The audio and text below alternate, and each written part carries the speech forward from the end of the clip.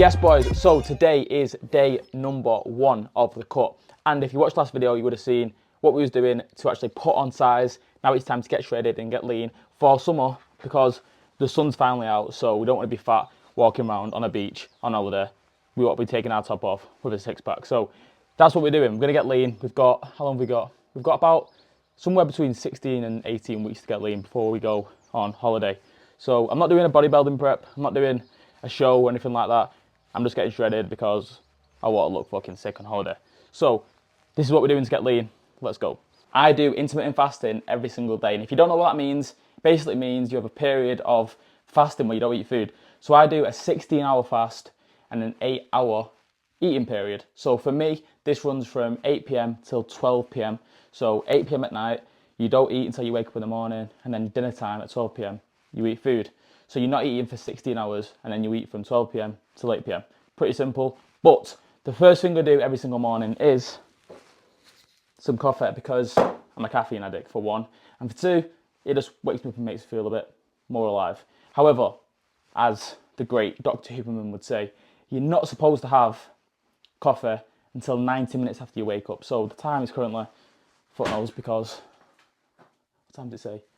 It says it's 10:05, but it's not, it's 9:05 because that's an hour ahead. But it's 9:05 and we got up about 7, so it's been over an hour and a half anyway. So first thing on the agenda is caffeination for the nation. Coffee. I have that with no sugar at all because I think if you have coffee with sugar, it breaks the fast. But I think if you have black coffee on its own, you're still in a fasted state. Correct me if I'm wrong, but I think that's right. And then item number 2 on the list is, of course, water. So this is the most underrated thing when it comes to gains. I definitely was underhydrated or dehydrated for so long. However, my goal is now 5 litres per day. And I'm using this app here called Water Reminder. And it basically can track your water throughout the day. So every time I have one of these, this is 700 millilitres. So I just drink one of these, add 700 mil onto the tracker. And then it's about 5 of these during work hours, and then 2 more takes you to 5 litres. It's pretty simple, pretty easy. I need to have this water reminder because otherwise I do just forget to drink water, and it is really helpful. So if you struggle with your water, download that app and I promise it will help. And then another trick that I use is adding salt to my water. So I don't do this every single time I drink water, but for the first glass of the day, I'll add salt to this, get that down, because salt helps with hydration. You would have seen last cut series, I did this all the time. So that's something you can do to increase your hydration. However, before doing any of that, I need to take my weight. So I'm going to be weighing myself every single day. I have some scales called Renfo, and it's an app on your phone where it tracks your weight. It does body fat as well, but I don't really look at that too much. But it tracks your weight every single day so you can see how your weight is changing and how it's dropping. So we're going to go do that. I usually just wake up, have a piss, weigh myself, then get some caffeine, then get some water. Right, so if you remember, we weighed in just below 89 kilograms at the end of the bulk. So I'm going to do a weigh-in right now. Right, so this is our starting point, our benchmark. So 88.3 is what we're starting at. I reckon by the time we finish, it's going to be about 80, maybe a bit lower than that. So this is our starting point. Note it down, 88.3. This is where we're working from. So we've done the weigh-in. We're going to hydrate, caffeinate, and go get some steps in for the morning. Because obviously it's only just after 9 o'clock now, so we've still got 3 hours until we can have meal one, sadly. But intermittent fasting on a cut, it is really helpful.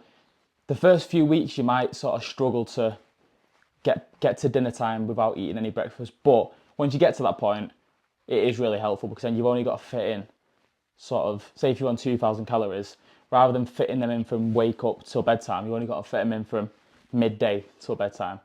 So it just makes it a little bit easier. Well, it does for me anyway. Try it out if you need to.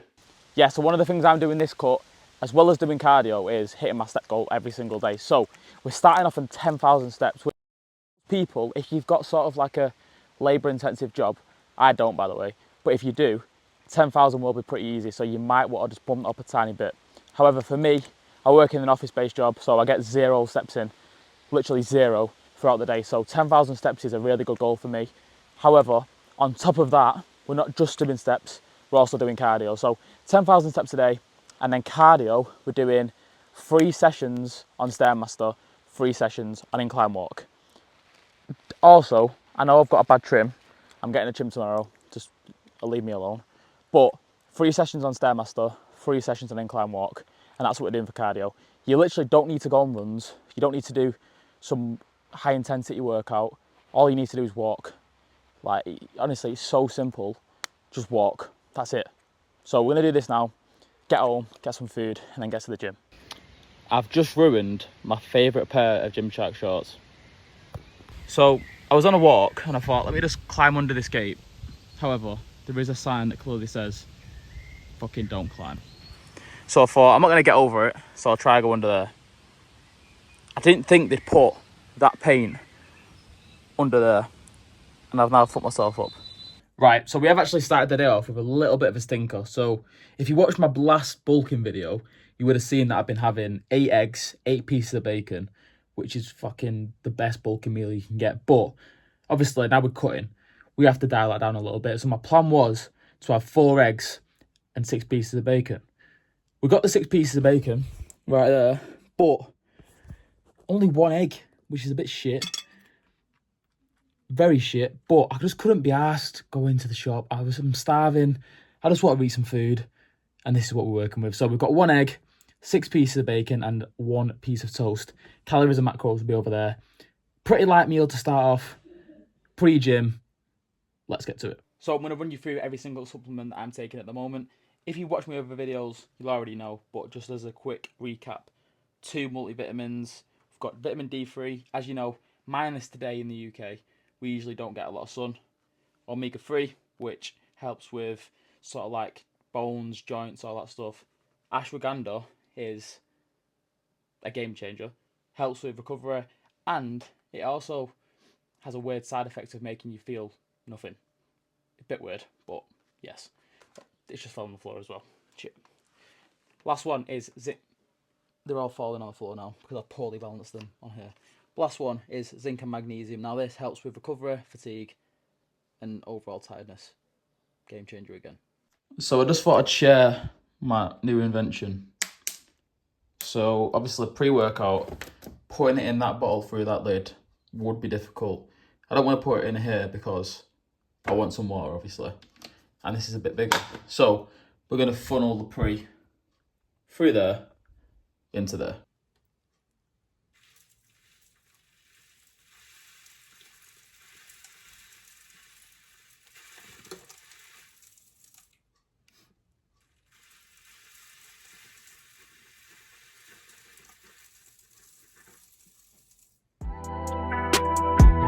Nigga been hating way too long.